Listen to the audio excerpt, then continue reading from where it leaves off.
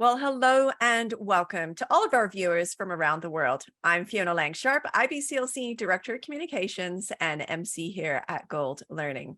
Well, I'm very excited that you're back with us here today. We've been having such a great morning here at Gold Learning as we have a very special guest here who is going to be joining us for a live event here in September. It's our Gold Learning Early Years Online Symposium 2022. It's going to be a two-day event. As I mentioned, it's going to run over September 26 and 27. For most of you, of course, go to the website. You can check out what your local time is just by logging in, and you'll be able to see when all the scheduled speakers are going to be here with us. Now, this event just really nurtures the early years in the entire family. And this is prenatally right through the first few years. And there's so many things that we can learn and share and really give to our families.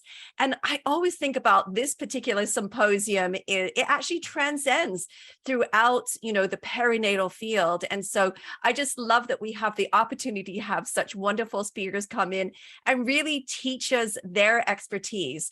Now, speaking of experts, we have here today Althea, Simpson. Thank you so much for joining us here today. I know you're going to be talking about a very special topic, enhancing caregivers' attachments through imaginative play and emotional storytelling. So welcome. It's so good to have you here today. Well, thank you, Fiona. Thank you for having me. Yeah, truly, it is such a wonderful, symposium. And of course, we've been talking so much about, play today and all the things that transcend throughout the family. And of course, this really, I know you're going to be focusing on the early years and how this impacts little ones. But of course, we know that it really impacts everybody now, all folks, adults, teens, and so forth and so on. But I'll let you talk about that in just a minute. But before we get there, actually, let's have you sort of tell us a little bit about where you are. Now, remember, we have an international audience here. So tell us where you are right now in the world and share a little bit about what your day-to-day looks like. Okay, well, I am in Northern Virginia, so Woodbridge, Virginia. That is about 15 minutes from the nation's capital, Washington, D.C. And so on a day-to-day basis, I see clients. I am a licensed clinical social worker and a registered play therapist supervisor. So I see one or two clients a day, and the rest of the time I am creating writing or creating workshops because I am a play therapy trainer. So that's what my day looks like. I'm seeing clients or being creative.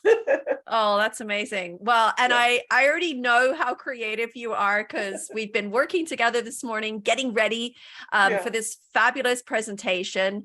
And I'm going to give our folks a little heads up that, get ready for all the creative things that you can ever imagine. And I know that this will transcend for everybody. Anyone can really use these skills, I think, in their life, that you're going to be teaching us. And there's actually some hands-on things that you're going to be showing us, which is truly it's almost magical. I mean, it just excites me because I know how important and how valuable these skills are. But I want to roll back a little bit because I want to learn a little bit about, so how did you get into this? Like what drove you here? What keeps you here? What was your beginning stages of all of this? Well, I actually happened upon becoming a play therapist. So I was a child welfare worker, and I was kind of thrust into going to a training that no one wanted to go to, but I had only been with the agency with the county for like 2 weeks, and they was like, well, we're going to send you since no one else wants to go. And it was just amazing. Immediately I went up to the presenter and was like, hey, how do I start the process to do this? I was drawn to it immediately, and I've just been doing it since 2010 is when I officially started training as a play therapist to become a play therapist. So yeah. Oh, that is amazing. So just by all those, chances in life, how, things take a different direction and you really found your footing, it sounds like. Yes. I absolutely love it. I love the healing powers of play. Play is so important to us, even as adults. Our play Mm, may look different from that of children, but it's still play, and we mhm. still use our imagination. And I just love play. It's just that it speaks to that inner child that we Totally. need to talk to and be attuned with and in touch with. So Yeah, that's yeah, and amazing. yep. And play therapy, a lot of people think that it's just for children, but I use it across the lifespan. Yeah, absolutely. Yeah, we were talking about that today, that, really the interpretation now is play is a lifespan tool, Mhm. that can be used for anyone and everyone. And I think that that's why it just speaks volumes to me. And, I don't think I'm a naturally creative play person. I have to work quite hard at it. So I'm really drawn to people like you because I feed into that energy and it really Yeah. works. And you've got the skills and the tools. And I'm like, oh, that's just so cool. But it does make me feel good. And Mhm. I've been able to use it with my own personal family. I have to tell you, Althea, the times that I've worked with play therapists have been personally, I had a child who was in hospital. And of course, play therapy becomes so valuable to Yes. not only the child that's in hospital, but to the siblings.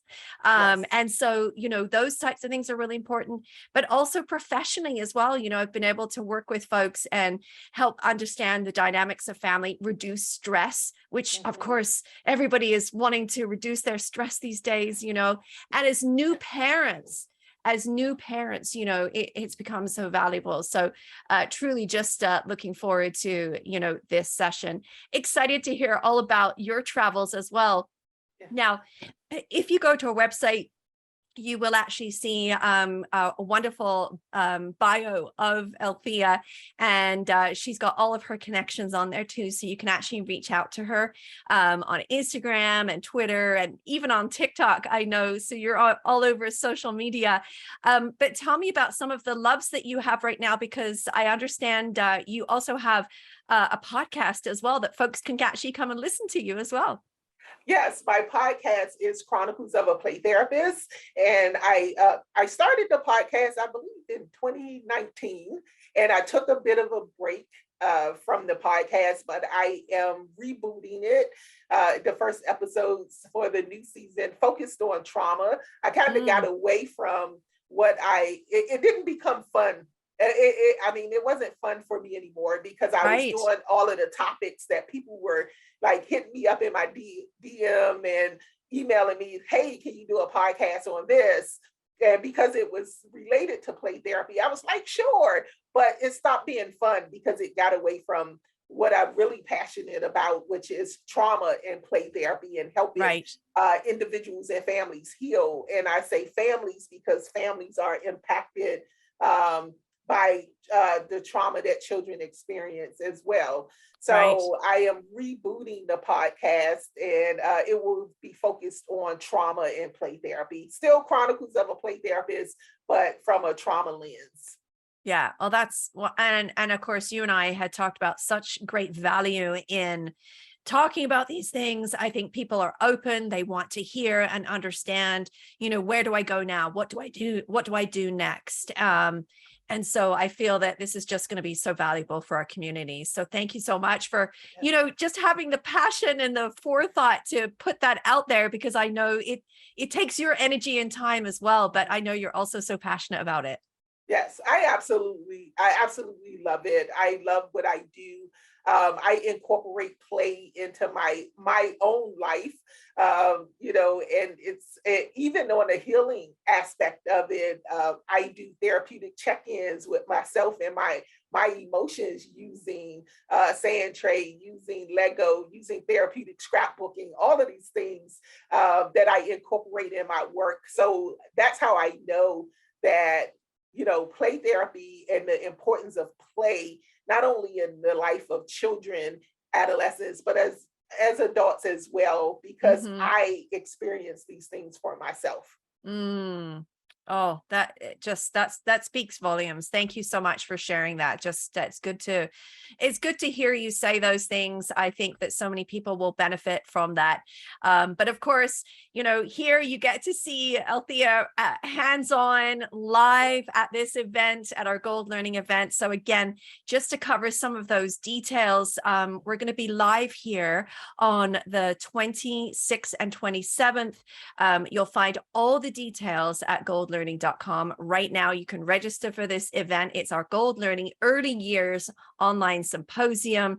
All the presentations, of course, will be recorded for your special viewing and to, go back and watch it again if you'd like to.